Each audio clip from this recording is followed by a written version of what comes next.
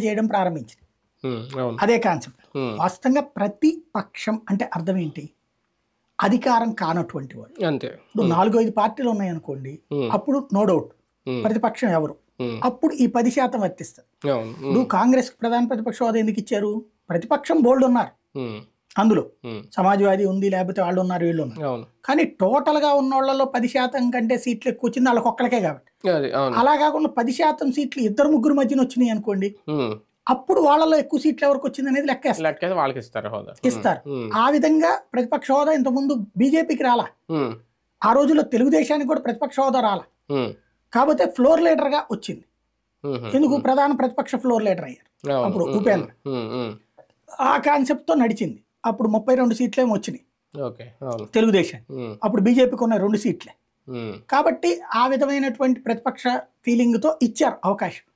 ఇప్పుడు అట్లాంటి ప్రతిపక్ష హోదా అన్నటువంటిది ఆ రోజున కూడా వాళ్ళకి కూడా ఇవ్వాల. అదే కదా మన పయ్యావుల కేసు చెప్పింది. ఇప్పుడు కూడా అది ఒక ప్రొసీడియం బిగిన్ అయిపోయింది, అదే అందరూ అమలు చేస్తున్నారు. ఇప్పుడు జగన్ కోసం ఎగ్జాంప్షన్ జగన్ ఏ పాయింట్ తో చెప్తాడు? ఇంకెవరూ లేరు కదా ప్రతిపక్షం, నేనే అంటున్నాడు.